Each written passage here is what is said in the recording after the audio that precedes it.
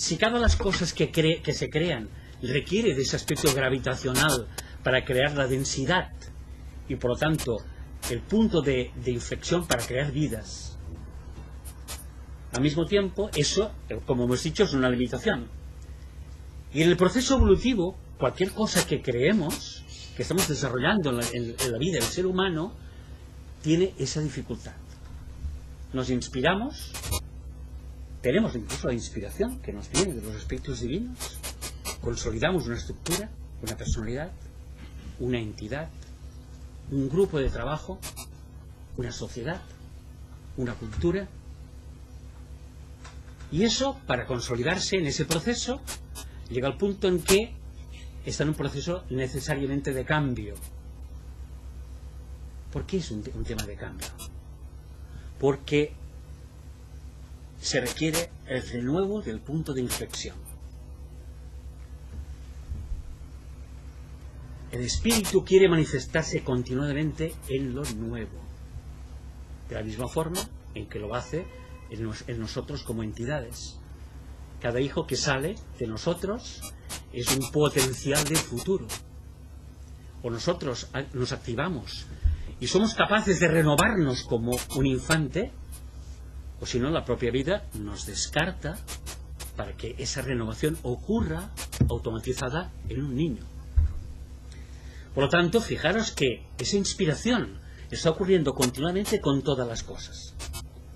Por otro lado, necesitamos consolidarnos como grupo, necesitamos tener unas bases, necesitamos encontrar una vía que nos diga que estamos pisando sobre firme, porque estar continuamente en el espacio abstracto es realmente un aspecto que es, yo no diría peligroso, pero sí temeroso. Esa inseguridad constante, esa falta de consolidación. Sin embargo, ¿es posible que podamos cumplir esos dos principios a la vez? El hecho de que entendamos que somos consolidadores de una oportunidad, pero al mismo tiempo que nuestro espíritu está de infinito y que no debe estar implicado ahí. Si cada una de las experiencias que vivimos es una oportunidad espiritual, ¿renunciaríamos por esa oportunidad de ese instante a la posibilidad infinita que nos queda por descubrir? ¿Me explico bien? Por cada cosa acertada que vivimos, seríamos capaces, tenemos la suficiente humildad y reconocimiento para abandonar cualquier reconocimiento vivido, por sólido que aparentemente sea, a cambio de la inseguridad potencial. Esa inseguridad es el estado de inocencia. Esa inseguridad es la confianza en el poder supremo. ¿Y quién se conformaría con un pedacito de cielo si puede vivir plenamente en él? ¿Cómo estar potenciando un pedacito de cielo si podemos poseerlo totalmente? Entonces, ¿para qué obsesionarse con un pedacito de cielo? Sé que esto significa algo políticamente incorrecto. Si profundizáis ahí veréis que esto es políticamente incorrecto, tal vez en este lugar, más que en muchos otros. Pero como aquí hay una frase importantísima que dice lo que dice, ¿qué dice? Entonces nosotros debemos estar dispuestos, por amor a la verdad, por amor al conocimiento, debemos estar dispuestos al riesgo. Es un punto clave de ese proceso evolutivo.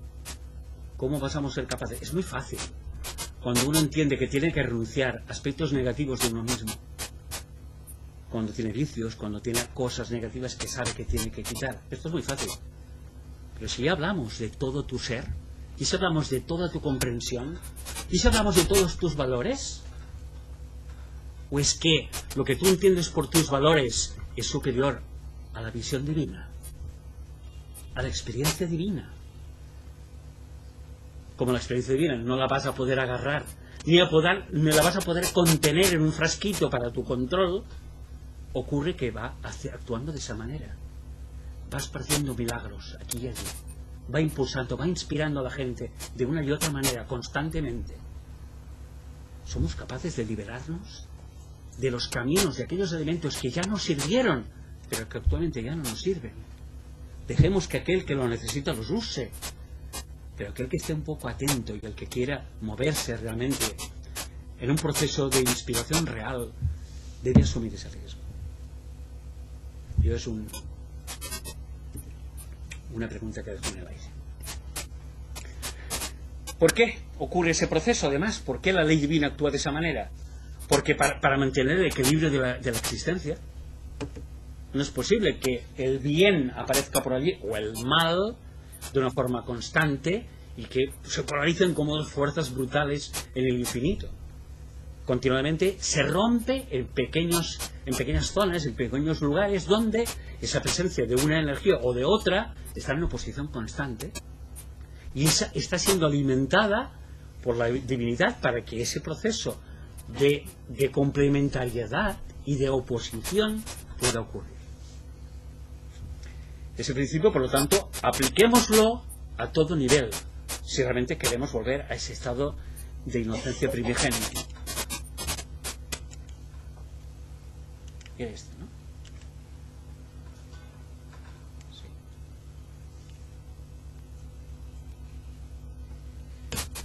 Por lo tanto, aquí hablaríamos, si todo este proceso se llega a incorporar y a entender bien, significa que aquello que se acerca más a la autarquía, es decir, a un proceso en el cual existe como concepto la sostenibilidad pura, de hecho estamos metidos ahí. Por el sistema automático que hemos dicho antes, estamos llevados a un punto de automatismo y de sostenibilidad, pero obligadamente. De aquí que nos llega el proceso de las crisis. Las crisis son la permisión de un proceso que va a regular o a colocar las cosas de nuevo en su lugar, porque no hemos sido capaces de llevarlas a buen puerto de una forma consciente. Y por lo tanto eso es necesario. Hay que revalidar la polaridad. Hay que generar de nuevo un concepto donde se equilibren los conceptos y la existencia misma esté equilibrada. Y por lo tanto el concepto clave es la autarquía, es decir, aquello que se renueva constantemente a sí mismo para no generar excesos de desechos, excesos de aportaciones que en realidad nos van a llevar al desequilibrio. El concepto de la ecología está súper bien aplicado al concepto espiritual, y es ese mismo principio. Un ejemplo muy sencillo: la humanidad no puede crecer infinitamente en densidad demográfica, uno de los muchos puntos. Es absurdo. La Tierra tiene una capacidad de absorber no solo el hombre, el ser humano, sino su actividad, que no es el ser humano. ¿Y cuál es la actividad del ser humano que quiere desarrollar? Ese proceso de ecología espiritual es imprescindible entenderlo, y esto sería la autarquía planetaria. La justa medida. Nada se destruye, todo se transforma. O sea, los procesos de crisis que debamos vivir o no están dentro de ese proceso. Eso significa que tenemos que tener una psicología adecuada a ese proceso. Nosotros debemos ser los primeros que nos hemos de permitir morir, porque por otro lado nos empujan muchísimo al concepto de intentar sostener nuestra vida. Cuando hablo de vida no me refiero solo al aspecto físico, me refiero sobre todo al aspecto psicológico.